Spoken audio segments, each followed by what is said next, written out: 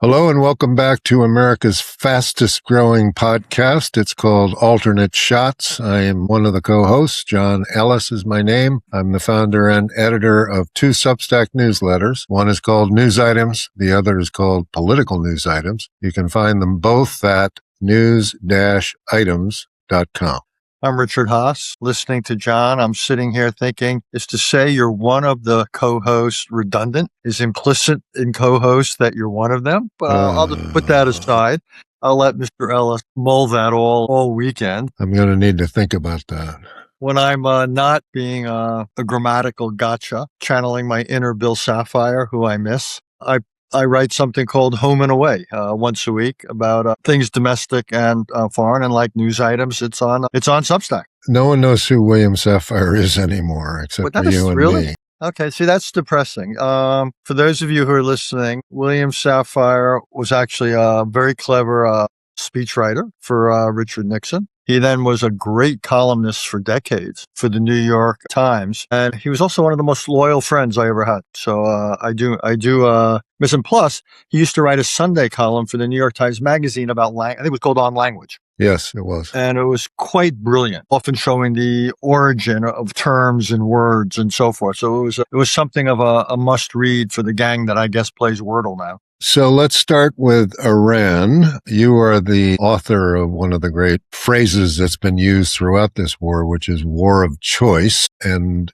this certainly was and is a war of choice. And we have been through Plan A, which was decapitation of the regime, Plan B, which is essentially annihilation or demolition of the regime. Neither worked, and now we're, as David Sanger described it in today's New York Times, is there a Plan C?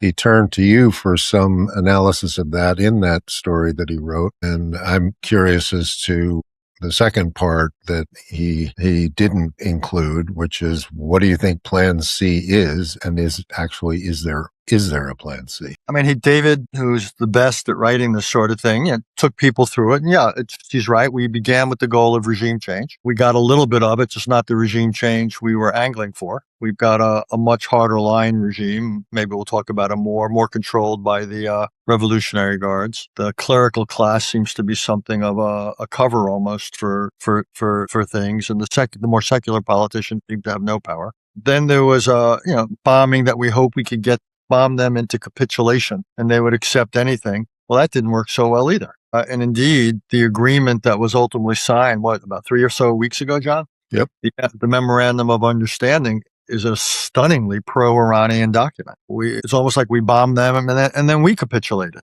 And what we're realizing also is the document is incredibly vague. It's the Swiss cheese metaphor would be that there's more holes than cheese. And, certain big issues like the nuclear issue were kicked down the road. Other issues like support for proxies and missile production were not even covered. The one thing that was largely covered was the Strait of Hormuz and some financial issues. And essentially the U.S. eased all sorts of sanctions in the hope that we would get a strait that was open for all. And the Iranians read the language in the agreement and said, well, hold it. It says in 60 days we can start charging tolls, and it basically gives us a large role in the management and oversight of the strait, and they have assumed it. And as I expect most listeners know, in the last week, the Iranians were urging, shall we say, tankers and other ships to use one of the channels that runs by their coast rather than by Oman's. And when several ships did not do that, they were attacked. And then in turn, the United States bombed all sorts of targets in Iran, which in turn then bombed U.S. bases in some of the neighboring countries.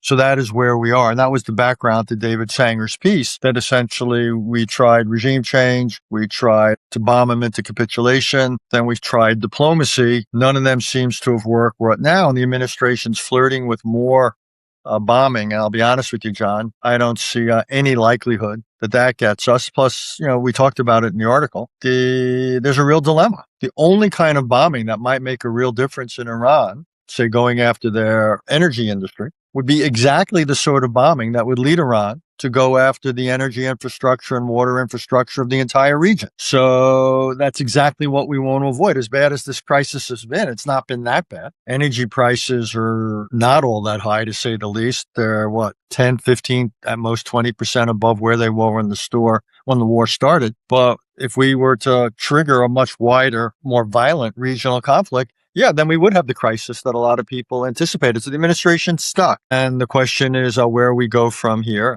I've got some ideas. I'm happy to do the dangerous thing of thinking out loud, but that's kind of where we are. Well, think out loud, because it seems to me the Trump administration has painted itself into a corner, and I'm not quite sure how they get out without getting a lot of paint on their shoes. Yeah, well, I would say, given what's happened militarily and diplomatically, they've got to accept an uncomfortable short-term reality. So I would say, let's get the strait open. If that means a lot of ships have to go by the channel closer to Iran, I don't like it, but we can live with it. If Iran collects some tolls after 60 days, implicitly that's in the agreement. What I would say, though, the administration ought to focus on a few things. And by the way, I wouldn't be easing sanctions. If that was the case, I don't see why we would ease sanctions. I would keep the sanctions in place to give Iran incentive to cooperate, but I would go on a crash course to build defenses of the regional states so they are not vulnerable to Iranian drones and missiles, which would be one thing I would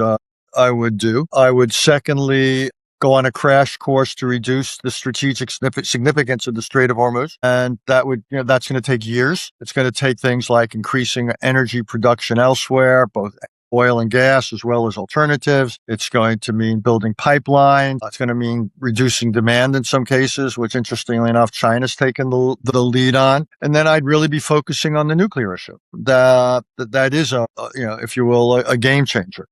And I would be focusing on the diplomacy of that, or if need be, the military aspects of that. So I would essentially, accept the reality that in the short run, Iran's going to have more influence over the strait than we would like. But our goal ought to be to reduce that over time, to reduce the salience or significance of the strait, to reduce Iran's ability to threaten the region, which in many ways ties our hands. And I would focus on the nuclear issue, and I would keep the economic pressure on, because let's go back to where this war began, John. It was this was a regime in a bad way. And in a funny sort of way, we changed the narrative. But I would think if there's an Achilles heel for this regime, it is their mismanagement of the economy. And the war has made some of their economic problems more acute. So I would keep economic pressure on them. We're not getting anything for the diplomacy.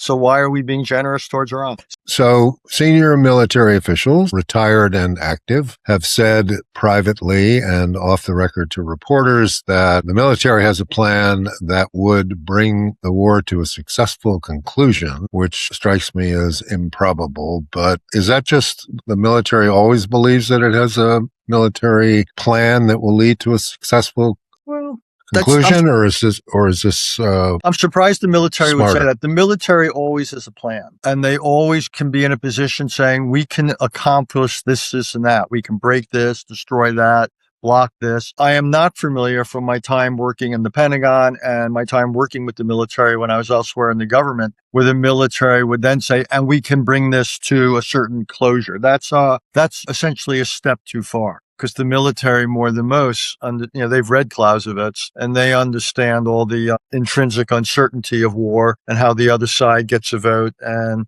the Mike Tyson idea that you have a plan until you get punched in the face. So, and to that, I would add, if there's any lesson to be learned from the last 4 or so months, is the idea that there's a military quote unquote solution to the challenge Iran poses. I would think is what's the word you use? Improbable. So you're a better diplomat than I am, John. I think it is beyond improbable. And again, the more effective we get, the more likely we trigger exactly what we want to avoid, which is a horrific, consequential Iranian attack against the energy and water infrastructure of regional countries. So no, I'll be honest with you. I dismiss the idea that there's an escalatory, a military solution to the predicament in which we've created for ourselves.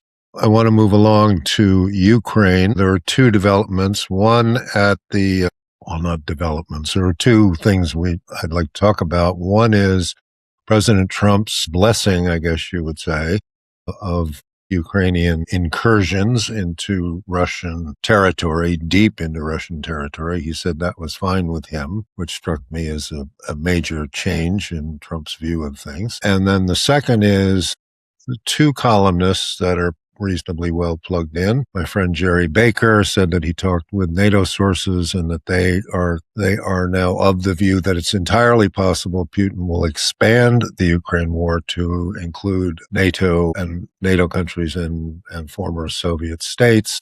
And that was then the next day, David Ignatius talking to the former CIA director, William Burns. Burns said essentially the same thing, that it was no longer improbable or incredible that Russia might, in fact, expand the war. What think you? Well, let's take it both sides of what you raised. The trip to Europe the president just took and returned from him, one of the late night TV guys described as his emotional support plane, which I admit I kind of liked. Look, the good news was Ukraine. After a year and a half of not just, siding with Russia, limiting American assistance to Ukraine to basically intelligence, taking this view and trying to jam Ukraine with a pro-Russian quote unquote peace agreement. The president finally seems to have come around to the idea that just maybe Ukraine isn't losing this war, that it's now taking the war to deep into Moscow, into Crimea, into Russia. It's really hurting them in Crimea, what they gained in 2014. But it's now attacking energy infrastructure in Siberia. It's attacking targets all throughout Moscow. So I think the president has understood that if he wants his peace deal, that the way to get it is no longer to jam Ukraine. And he's giving them the ability to produce air defense systems, Patriots, under license. The bad news is it'll take quite some time. The good news is that it happened both symbolically and actually. We don't have a hell of a lot left, I gather, in our inventory to give them anyhow, after we use so many in the Middle East. Yet another cost of this war. But Ukraine's ingenious. My hunch is they will be incomparably better, I would predict, at these large American defense contractors at producing large numbers of systems quickly and at less cost. Let me just sort of say that with zero knowledge, but complete confidence. And my favorite position to take on just about any issue. And so it was all good. I think the position, Ukraine, it was a really welcome change. What I'd love to see is the administration, if you will, complete the circle and announce that our previous diplomatic proposals are null and void, and that now we want to go back to what we originally wanted, was a ceasefire in place that doesn't prejudice anybody's long-term claims. That would be the simple, cleanest way to go. We wouldn't be pressuring Ukraine to give up any of its territorial claims. Putin wouldn't have to give up his fever dreams, but I think it's the best chance to get a deal, a ceasefire in place. Maybe you get some international forces between the two, some pullback at the front lines. But I actually think the possibility of that is better than it's ever been in the last, 4.5 years. Yeah, of this phase of the war. What you allude to, this idea that Russia might expand, a lot of people would say, well, why the hell would they do that? Their military has been shown to be inept in many ways. And what I assume Putin thought was going to be a cakewalk has proved to be anything but. So why would they expand? But it's a little bit like the old diplomatic thing. If you're having trouble getting a deal, sometimes you add different dimensions to it in hopes of putting together the pieces of an agreement. And Putin may say, well, look, I can't get what I want in Ukraine. This is potentially embarrassing and even threatening to my standing in Russia. So therefore, I've got to get something else that I can point to. And that will allow me to compromise on Ukraine. So just maybe. So it may not be the end of the world if they do it. I don't think he's got a lot of mass to do it in, but I can imagine him doing something in Latvia or Estonia or something like that. I don't think he'd do something against Poland or something. And he might be able to expose some of the rifts in NATO. I don't think it's axiomatic, to say the least, that Donald Trump would go to bat for NATO under Article 5. So Putin may be tempted to do that. I think what limits him is just simply he doesn't have a whole lot of capable conventional military forces to throw at a new front.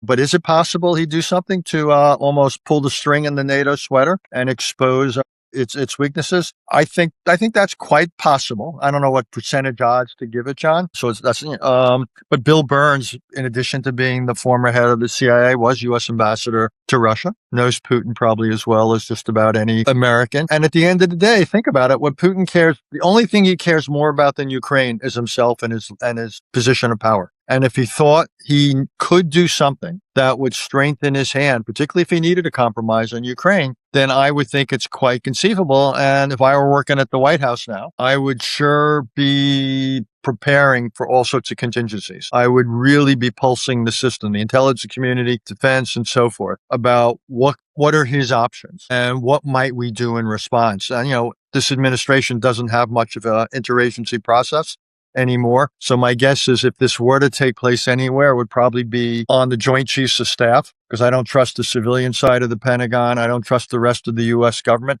So I hope somewhere in the Joint Chiefs of Staff, on the military side of the five-sided building, that someone is doing some serious contingency planning. One thing that was interesting to me about my friend Tommy Valley used to have this expression, which was, it's very important to be with the winner. And Trump is 100% in on that concept. So the fact that he U-turned a little bit on Ukraine is indicative that he thinks maybe the winner is Ukraine. And the second piece of data, which I thought was interesting, was the president of Belarus made it clear that he would not offer up his troops, his military capability to assist Mr. Putin in his war in Ukraine, which was, I think, a pretty bold thing for him to do. If you put those two together, you might say that both Mr. Trump and Mr. whatever his name is, who's the president of Belarus, Mr.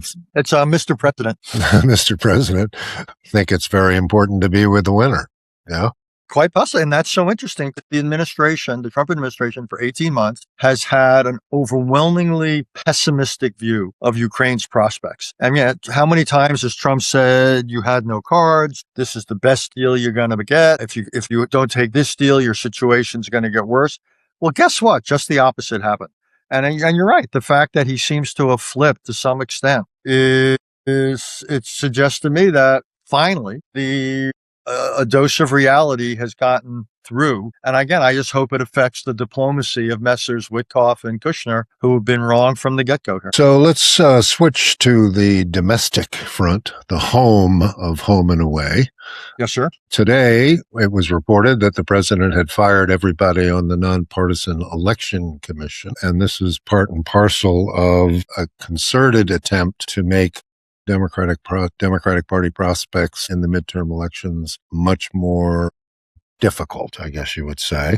We know about the redistricting, unusual because it's not being conducted after the usual 10-year period. We know about the president's almost pathological insistence that the SAVE Act be passed. We know that the feds, including the department, the DNI, Directorate of National Intelligence, have somehow fastened on to election results from Fulton County and Arizona and so on and so forth. And then we have the Postal Service, which had this weird language that says it shall not transmit mail-in absentee votes unless individuals are enrolled on state-specific mail participation lists, which is unusual to say the least. Needless to say, there are lawsuits that are being filed right and left to prevent a number of these initiatives from the administration to go forward. But it points to an election that is contested before it's held, on the day that it's held, on the days after it's held, when absentee votes, that have been postmarked prior to the election are collected. And in certain cases, they don't have to be postmarked on the day of the election. And then the possibility of there being immigration raids conducted by ICE that suspiciously might be targeted at precincts where large numbers of Democrats vote. Altogether, it appears that we're going to have difficult midterm elections. And in a funny way, this election, because of the president's approval rating, because of inflation, all of the things that we read about every day, would point to a blue wave. But in fact, there are only 38 seats that are really up. The others are sort of predetermined. And you could have a major impact on 10 of those races that would change the outcome of what would seem on paper to be the normal 26 House seat switch. How concerned are you about that? Do you think that's sort of press hysteria, or do you think it's a real deal? I'm sorry to say, I think it's real. I wish I could say, John, you're being alarmist. John, you're being hysterical. But I don't. It's all the things you mentioned. I can imagine ballot boxes being impounded. I can imagine all sorts of ballots being discounted. Voter election integrity is a process of the lead up, and that's a lot of things you're talking about, the tilting of the playing field through redistricting and all that. Then I can imagine with ICE, possibly federal troops. I don't rule that out on the streets. You could bring out the troops to ensure order, quote unquote. I can imagine a lot of people will be intimidated. You mentioned all sorts of ways people will be discouraged from voting. I can imagine in districts that are close, particularly where you have Republican governors, you'll have a shortage of polling stations or other things to slow down. And then if people haven't voted, they'll say the fact that you're in line isn't good enough. So yeah, I actually think the administration will go to enormous lengths to avoid an outcome where they are vulnerable to all sorts of subpoenas and investigations and the like, which would happen if the House went Democrat. I think it has less to do with policy, John, than I think it has to do with the legal power that would accrue to the Senate or the House if it were controlled by Democrats. Also, what could possibly happen in certain states that could then undertake various redistricting efforts of their own in the aftermath if the state went Democratic, have implications for 28.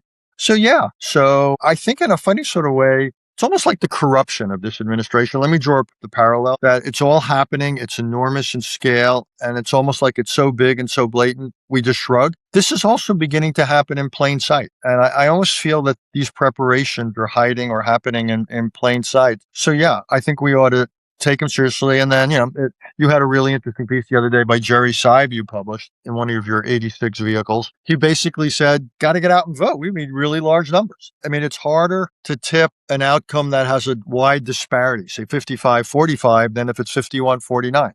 So, Jerry's argument, as I understood it, was register and vote in large numbers. And that's the best way to build a kind of bulwark against this attempt to tip the scales. And so that's one of the things. One has to look at all the legal challenges and so forth. But we're less than 4 months away. And, the Supreme Court has made it easy for them to kick all these people off the election commission. So, yeah, I think this is happening in plain sight. Sorry to be so alarmist, but I've been saying this for some time. And I just see it gathering momentum. Hope I'm wrong, but I fear I'm not. The thing about this, contesting the election before the election is held, then inevitably contesting, the results, and then on from there, is that the sort of central tenet of democracy is that it requires the consent of the loser, right? So Al Gore arguably, could argue that this election was illegitimate, blah, blah, blah, but he did not do that. He accepted the result, and thus the consent of the loser, enabled the process to go on. You have Nixon, who did it in 1960. You had Ford, who did it in 1976, etc. I think the damage done by denying the result is not just about these particular midterms, but I think it has enormous implications down the road. But look at what just happened with the California voting, the claims of it being rigged with zero evidence. And by the way, the Republican leadership, including the Speaker of the House, all followed in lockstep, made the same claims with zero evidence whatsoever. Look, I think you point to a larger thing because, what you mentioned with Gore, Nixon, and others who lost. Democracies survive not simply by the law. Democracies survive because of norms. You can't, and the founders couldn't, imagine every contingency. You can't legislate away every possible problem that would threaten the democracy. And that's where character comes in, and that's where norms come in. And right now, we've got a real problem. People talk about the budget deficit. Well, we've got a character deficit. We've got a democracy deficit. We've got a civics deficit in our country.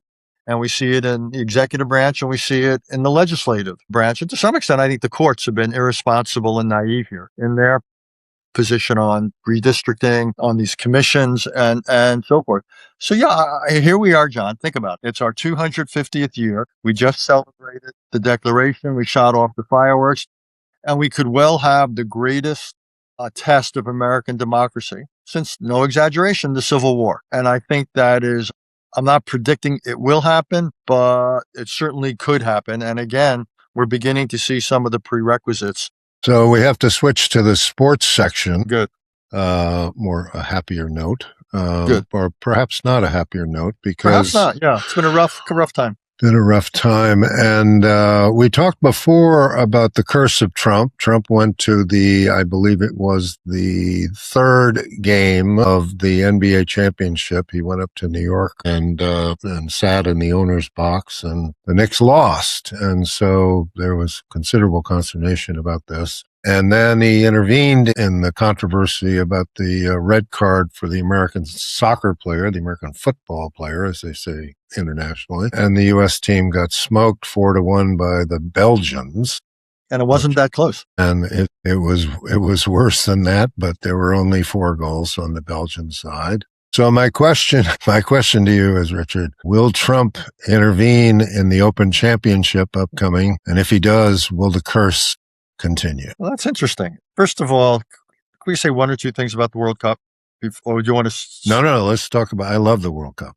I hate the officials. I hate the officiating. The discretion these officials have with red cards and with penalty kicks is, I think, a threat to the integrity of the game. There's such an unevenness, and they're both so consequential. I think it's 80% of penalty kicks get made when it's during regulation. Throwing somebody out with a red card means his team has to play shorthanded the rest of the game, plus that individual normally can't play the next game. So it's so consequential. And you see the unevenness of what's called and what isn't. So I actually think some of the calls, and Egypt lost the game. They never should have lost to Argentina. You can see why people hate FIFA, thinks the game is rigged. Yeah, I mean, Trump's intervention made a bad situation worse, and the U.S. team didn't even show up for that game. It was depressing. The good news, John, is there's still some great games that, as bad as the officiating is, it can't ruin the sport as much as FIFA and the officials seem to be trying. In terms of, we got the Scottish Open this week. Next week, we got the Open, formerly known when you and I were lads as the British Open. It's now just the Open. Less is more, I guess, for these Brits. 2 rounds have essentially finished in the Scottish Open as we're talking here. If you look at the leaderboard there and you look at what's left at Wimbledon, I don't know if you remember Fareed Zakaria's book of the post-American world, but it looks like his book is intersected with the sports world. I mean, almost the entire top 10 of the Scottish Open is European, and there's no American left, I think, on either side in the brackets at Wimbledon. So, take that as it may. And Rory McIlroy's in the hunt in the Scottish Open, hitting some unbelievable shots. But who knows? I mean, you've got Fitzpatrick, you've got. The Europeans seem to do well in these courses. They have more experience playing in links-like conditions, more experience with the weather. And Scotty Scheffler didn't even make the cut. World's number 1 didn't make the cut. What do you say about that, big guy? I mean, you and I played the other day, and let me just say, I don't think either one of us should. Maybe we should quit this podcast for podcasting reasons, but we shouldn't quit it for the idea that we're going to go professional as golfers. But the idea that Scotty Scheffler didn't make the cut is quite stunning. Yeah, it is. But if you were betting on the Open Championship, you would be well advised to have him at the top of your list. So. Really? Would you? Yeah, I think he's the world's number 1 golfer, and he is, he won the British Open or the Open Championship last year, so I think he has to be regarded as the favorite. Royal Birkdale is a tricky course because you can get a bad bounce and end up in an impossible bunker. And have you played it? Yes, it's a really difficult course, and from where they play it, it's wildly difficult, and wind and weather and bad bounces, and so it's less predictable, I guess, than say the Masters. But anyway, I think Scotty's a good bet, and I think Rory's always a good bet over there. Yeah, I think one of the British golfers, just because it's a little bit of home court advantage, and I would think that there's a half dozen. British golfers, some of these guys from Ireland and Northern Ireland or whatever, I think Shane Lowry, Matt Fitzpatrick, whatever, I think they all have a shot. I also think you and I always have to put in a word for Cam Young. Yes, absolutely.